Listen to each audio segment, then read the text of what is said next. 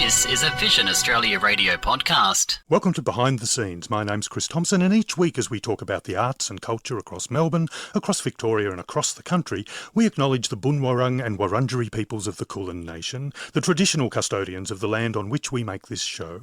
We pay our respects to their ancestors and elders, past, present and emerging, and remember that they are part of the longest continuing culture in the world. Who do you wanna be today? Who do you wanna be today? Who do you wanna be? Who do you wanna be today? Who do you wanna be?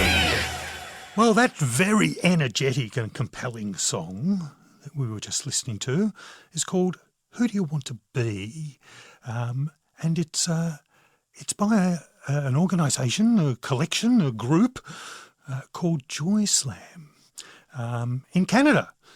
So we're going all the way to Canada to catch up with its founder, RJ Martine, who is on the line. Welcome to the show, RJ.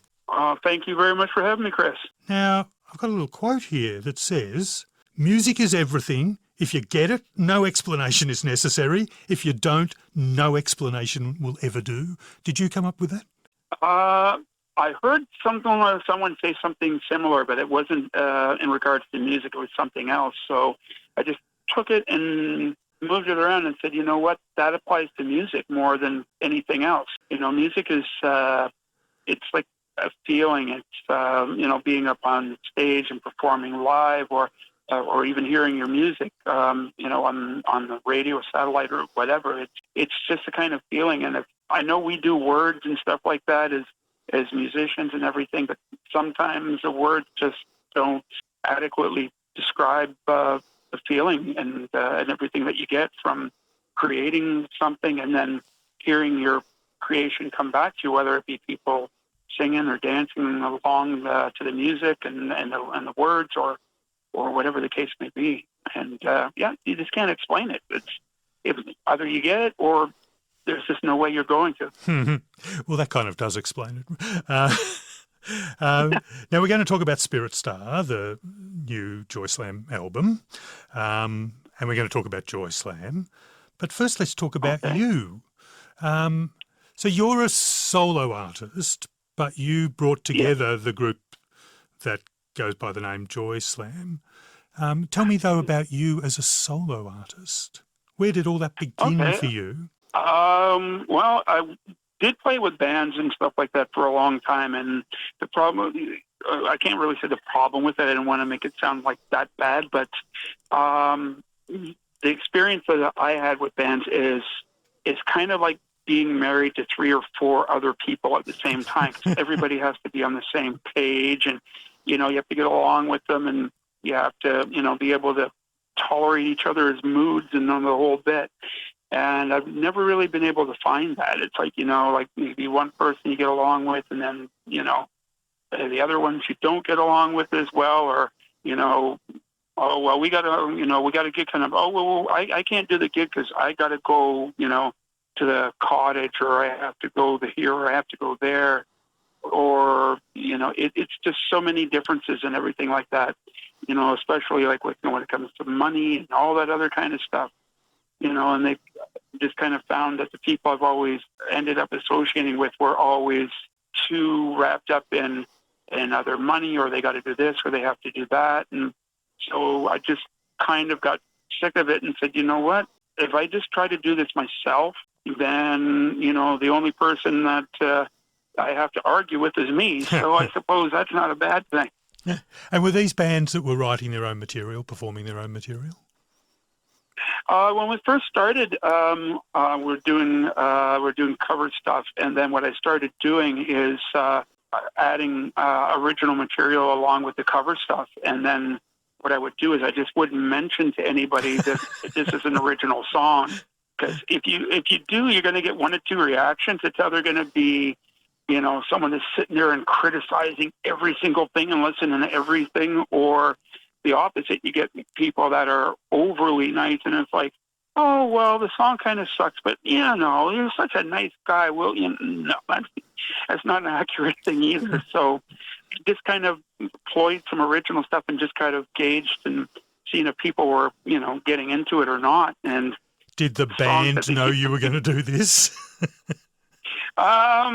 They knew, but like I said, that's kind of some of the stuff that might have pissed them off a little bit too. You're doing this? Oh man! We've mentioned Joyslam a bit, but we haven't actually talked about what it is. In the little blurb I got about it, it's described as Canada's premier Aboriginal funk rock recording project. It's also described as funky groove with attitude. That second one really sums up what I heard on the album. But tell me about how it came together and why. Why was there a need for Joyslam? Yes. And initially, I was with a band, and we were just more or less kind of doing like covers and weird, like classic rock and all that kind of stuff. Anyway, we were playing up north, and we had to do something like an afternoon thing called a matinee. So we were playing, and basically we're totally being ignored. But what I ended up doing is like, okay, well, let's play like Bad Case of Love You or something, a little bit like funky or whatever. And the guys were all kind of pissed off, and it's like, what else are we gonna play? Okay. As soon as we started playing that, all you hear is a bunch of women, and boom, they were running up onto the friggin' dance floor and like dancing away, and it's like we're looking at each other, it's like, this is a good idea. So we kept playing a couple more, and eventually that became Joyslam. I know a bit about the Indigenous music scene, obviously here in Australia, which often will have quite urgent, often political undertones to the content of that music, social messages to talk about and issues to pursue, aside from being bloody great music. But I know nothing about the Aboriginal music scene in Canada. Tell me a bit about it. It's slowly developing. It's very kind of still niche in a sense where, some radio stations and stuff like that will play Aboriginal music, but it's political here, but not political like in, I'm trying to get my message across. It's more like more capitalistic. It's kind of like, if you're not signed to a label, then the chances of you getting any kind of significant airplay is pretty much none.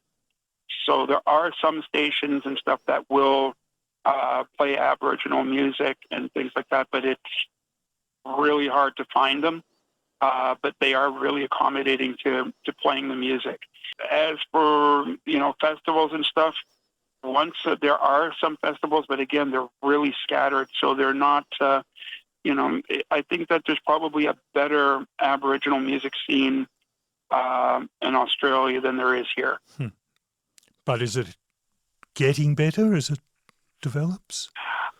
It's slowly getting better, but mainstream, like mainstream radio and stuff like that. Again, they won't give you the time. They will not give you the time of day. It's only smaller and like mid-range stations that'll give you any kind of airplay or time of day. And even then, you have to really follow up with them and everything like that.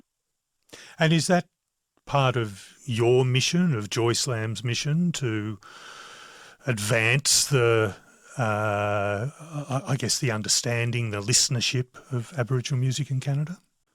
I would like to, and more. But right now, I know, I'm not like a big, huge name that can command this and command that. But I'd like to get to a point where, people can listen to the music and go, "Hey, this is good music." We don't have to label it as this or label it as that. Just good music is good music. When I can get to that point, and it's like, oh yeah, we know Joyslam, we know RJ, then it's like, good. Now I have a little bit of influence. Now, I'd like to be able to help, other Aboriginal artists and everything, and say, okay, cool.